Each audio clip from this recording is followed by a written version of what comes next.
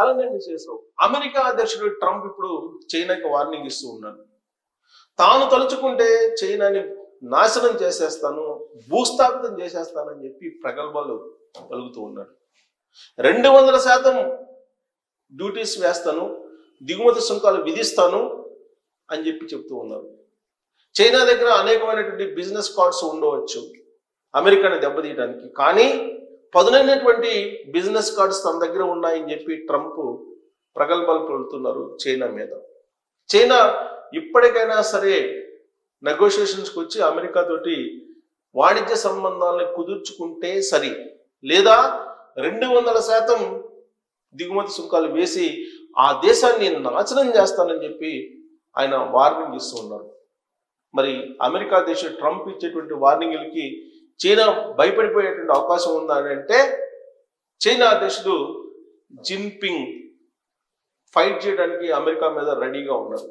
America ఉత్పత్తులు లేకుండా బతకచ్చు ప్రపంచం, కానీ చైనా ఉత్పత్తులు లేకుండా అమెరికా బతకలేదు, భారత్ ఉత్పత్తులు లేకుండా అమెరికా బతకలేదు. మరి ఇలాంటి పరిస్థితుల నడుమ కూడా ట్రంప్ చైనాకి వార్నింగ్ ఇస్తున్నారు. దీని అంతటికీ కారణం ఏంటి అని మనం కనుక ఒకసారి విశ్లేషణ చేసుకుంటే, అంతర్జాతీయ దౌత్యవేత్తలు చెప్తున్న దాని ప్రకారం డాలరేతర వాణిజ్యాన్ని భారత్, చైనా, రష్యా కొనసాగిస్తూ ఉన్నాయి. దీంతో ట్రంప్ ఉక్కిరిబిక్కిరి అవుతున్నాడు. రాబోయేటువంటి రోజుల్లో అమెరికా డాలర్ అంతర్జాతీయ విపణిలో నిలబడగలదా లేదా అనేటువంటి ఆందోళన ఆయనలో నెలకొంది. ఇప్పుడు భారతదేశం మీద 50% సుంకాలు విధిస్తామని చెప్పి అన్నారు. అందుకే ప్రధానమంత్రి నరేంద్ర మోడీ గారు చాలా క్లియర్గా రిప్లై ఇచ్చారు. మీరు 50% దిగుమతి సుంకాలు విధించినప్పటికీ భారత రైతులకి, భారత పాడి పరిశ్రమకి నేను నష్టం చేకూర్చలేను, కాబట్టి మీరు వేసేటువంటి 50% దిగుమతి సుంకాలను కూడా భరించడానికి సిద్ధంగా ఉన్నాం, మాకు వచ్చేటువంటి నష్టం ఏమీ లేదని చెప్పి చాలా క్లియర్గా నరేంద్ర మోడీ గారు చెప్పారు. జయశంకర్ గారు విదేశాంగ శాఖ మంత్రి, ఆయన కూడా చాలా క్లియర్గా చెప్పారు, అమెరికా ఎంత పెంచుకున్నా కానీ మేము తలవగ్గం, రష్యా ఆయిల్ని కొనుగోలు చేస్తాం. మరొక మాట మాట్లాడితే ప్రపంచ విపణిలో ఎక్కడ తక్కువ రేటుకి ఆయిల్ దొరికితే అక్కడ కొనుగోలు చేస్తాం, అది మాకున్నటువంటి స్వేచ్ఛ అని చెప్పి విదేశాంగ శాఖ మంత్రి జయశంకర్ గారు చాలా క్లియర్గా కుండబద్దలు కొట్టినట్టు అంతర్జాతీయ సమాజానికి చెప్పారు. మరోవైపు అంతర్జాతీయంగా పరిణామాలు మారిపోతున్నాయి, దౌత్య సంబంధాలు కూడా మారిపోతున్నాయి. ట్రంప్ ఏకాగ్గా మిగిలేటువంటి పరిస్థితులు కనిపిస్తున్నాయి. చైనా విదేశాంగ శాఖ మంత్రి భారతదేశానికి వచ్చారు. భారతదేశంతో వాణిజ్యపరమైన సంబంధాల గురించి మాట్లాడారు. చైనాకి భారత ప్రధానమంత్రి నరేంద్ర మోడీ గారు వెళ్ళబోతున్నారు. జిన్పింగ్ చైనా అధ్యక్షుడు భారతదేశానికి రాబోతున్నారు. భారతదేశానికి సంబంధించిన అంతర్జాతీయ దౌత్యవేత్తగా రష్యాలో కొన్ని బృందాలు ఉన్నాయి భారతదేశానికి సంబంధించి. ఆల్రెడీ రష్యాకి వెళ్ళి అక్కడ మంత్రాలు కూడా సాగించారు. జాతీయ స్థాయిలో ఆయన అజిత్ దోవల్ అక్కడికి వెళ్ళారు. అజిత్ దోవల్ అక్కడికి వెళ్ళి రష్యాకి వెళ్ళి రష్యాకి సంబంధించిన ఇంధన ఒప్పందాలు, వాణిజ్య ఒప్పందాలను మరింత మెరుగుపరుచుకునేదానికి ఆయన చర్చలు జరిపారు. రష్యా అధ్యక్షుడు పుతిన్ ఇండియా రాబోతూ ఉన్నారు. ఇవి పరిణామాలన్నీ చూస్తే కనుక అమెరికాకి వ్యతిరేకంగా ఆసియాలో ఉండేటువంటి ప్రధానమైనటువంటి దేశాలు చైనా, భారత్ ఏకం కాబోతున్నాయి. అలాగే రష్యా అండతోటి అమెరికా అంతు చూడబోతున్నాయి అనేది చాలా క్లియర్గా అర్థమవుతుంది. సో రెండు అంశాలు ట్రంప్కి మండేలా చేస్తున్నాయి. ఒకటి, రష్యా నుంచి భారత్ ఆయిల్ కొనుగోలు చేయటం, చైనా రష్యా నుంచి ఆయిల్ కొనుగోలు చేయటం. ఈ రెండు అంశాలు ఆయనకి చాలా ఆందోళన కలిగించేటువంటి అంశం. మరొక అంశం డాలరేతర వాణిజ్యం.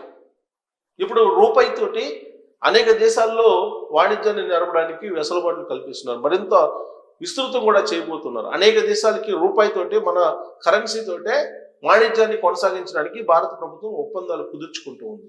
ఇది అమెరికాకి నచ్చటం లేదు. చైనా కూడా బ్రిక్స్లో కీలకమైనటువంటి భాగం. బ్రిక్స్లో చైనా, భారత్, బ్రెజిల్ ఈ దేశాలన్నీ కూడా ఉన్నాయి. ఈ దేశాలు కాకుండా మరికొన్ని దేశాలను కూడా కలుపుకొని ఆ బ్రిక్స్ కరెన్సీ ఏదైతే ఉందో ఆ కరెన్సీలోని వాణిజ్యం చేయడానికి సిద్ధమవుతూ ఉన్నాయి. అంటే డాలర్ తోటి సంబంధం లేకుండా అమెరికా డాలర్ తోటి ఈ ఒప్పందాన్ని, ఈ డాలరేతర వాణిజ్యాన్ని కొనసాగించేటువంటి ప్రయత్నం చేస్తూ ఉన్నాయి. దీంతో ప్రపంచ విపణిలో డాలర్ బలహీనపడే అవకాశం ఉంది. కారణం ఏంటంటే అమెరికాకి అత్యంత పెద్ద మార్కెట్ భారతదేశం, అలాగే చైనా. జనాభా ఎక్కువ ఉన్నటువంటి దేశాలు ఈ రెండే, చైనా, భారతదేశం. ఈ రెండు దేశాల్లో ఉండేటువంటి మార్కెట్ కనుక లేకపోతే అమెరికా డాలర్ పతనానికి వెళ్ళిపోయేటువంటి అవకాశం ఉంది. పైగా డాలరేతర వాణిజ్యాన్ని అంతర్జాతీయ విపణిలో ప్రోత్సహిస్తున్నటువంటి దేశాలు కూడా చాలా ఉన్నాయి.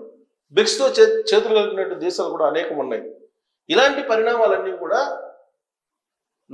ట్రంప్ని నిద్రలేనటువంటి రాత్రులు గడిపేలా చేస్తూ ఉన్నాయి. అందుకే ట్రంప్ తాను చైనాని ఒకసారి బెదిరిస్తాడు, భారతదేశాన్ని మరోసారి బెదిరిస్తాడు. భారతదేశం, రష్యా ఈ రెండు దేశాలకు సంబంధించిన ఆర్థిక వ్యవస్థలు డెడ్ ఎకానమీ, సో ఈ రెండు దేశాలు పట్టుకొని మునిగిపోతాయి, ఇలాంటి కామెంట్లన్నీ కూడా చేస్తూ ఉన్నారు. దానికి కారణం ఏంటి? వాళ్ళ యొక్క ఉనికి, ట్రంప్ యొక్క ఉనికి, అమెరికా యొక్క ఉనికి కోల్పోతుంది ఆ దేశం అనేది క్లియర్గా అర్థమవుతుంది. నరేంద్ర మోడీ గారు వేసినటువంటి వ్యూహం ఏదైతే ఉందో ఆ వ్యూహం దెబ్బకి ట్రంప్ గిలగిలా కొట్టుకుంటూ ఉన్నాడు. ఏం చేయాలో అర్థం కానిటువంటి సిచ్యువేషన్లో ఉన్నాడు. పాకిస్తాన్కి, భారత్కి యుద్ధాన్ని ఆపేశాను, లేదంటే అణు యుద్ధం జరిగేది, అతిపెద్ద యుద్ధం ప్రపంచంలో, అది ఆపేశాను నేను అని చెప్తారు. 2 రోజుల్లో పాకిస్తాన్ని భారత ఆర్మీ కొట్టేసింది, ఆ స్థావరాలనే కొట్టేసింది. ఇది లేని పరిస్థితుల్లో కాళ్ళబేరానికి పాకిస్తాన్ వచ్చింది అనేది క్లియర్గా భారత ప్రభుత్వం చెప్తోంది. దానికి సంబంధించిన ఆధారాలు కూడా బయట పెట్టుకుంది. కరాచీలో ఉండేటువంటి ఓడరేవుతో సహా డ్యామేజ్ అయిపోయాయి. అక్కడ ఉండేటువంటి విమానాశ్రయాలతో సహా భారత ఆర్మీ టచ్ చేసింది, ఉగ్రవాద స్థావరాలను కొట్టేసింది. ఇలాంటి పరిస్థితుల్లో పాకిస్తాన్ తోటి కలిసి ఉగ్రవాదం మీద పోరాటం చేస్తానని చెప్పి అమెరికా అధ్యక్షుడు ట్రంప్ అంటాడు. ఇంతకన్నా దారుణమైన స్టేట్మెంట్ బహుశా ప్రపంచంలో ఏది ఉండదు. ఎందుకంటే బిన్ లాడెన్ని పాకిస్తాన్లో చంపింది అమెరికా. అలాంటి అమెరికా ఇప్పుడు పాకిస్తాన్ తోటి కలిసి ఉగ్రవాదాన్ని నిర్మూలించడానికి ఫైట్ చేస్తానని చెప్పి చెప్తూ పాకిస్తాన్కి సంబంధించినటువంటి ఆర్మీ చీఫ్ ఆయన్ని విందుకు పిలుస్తారు. ఆయనతోటి భారతదేశం మీద వ్యతిరేకమైనటువంటి కామెంట్లన్నీ చేపిస్తారు. సింధు జలాలను ఇవ్వకపోతే కనుక భారతదేశం మీద మిజైల్స్ని ప్రయోగించి భూస్థాపితం చేస్తామని చెప్పి పాకిస్తాన్ ఆర్మీ చీఫ్ అమెరికా గడ్డ మీద నుంచి ప్రస్తావిస్తారు. అయినప్పటికీ కూడా ట్రంప్ ఆయన తప్పుపట్టలేదు. ఎందుకంటే పాకిస్తాన్ ఆర్మీ చీఫ్ కూడా ఆయనకి కావాలి, అమెరికాకి కావాలి. సో అమెరికా పాకిస్తాన్ని అడ్డుపెట్టుకొని భారతదేశం మీద ఏదో చేయాలనేటువంటి ప్రయత్నం చేస్తూ ఉంది. దానికి తగిన విధంగానే భారత ప్రధానమంత్రి నరేంద్ర మోడీ గారు అడుగులు వేస్తూ వ్యూహాత్మకంగా పద్మ వ్యూహంలోకి ట్రంప్ను తీసుకెళ్లిపోతున్నారు, అమెరికాని తీసుకెళ్లిపోతున్నారు. రాబోయేటువంటి రోజుల్లో అమెరికా మునిగిపోయేటువంటి అవకాశం ఉందని చెప్పి అంతర్జాతీయ దౌత్యవేత్తలు చెప్తున్నటువంటి మాట. దాంట్లో భాగంగానే ఇప్పుడు ట్రంప్ చైనాని నాశనం చేసేస్తాను అని అంటున్నాడు.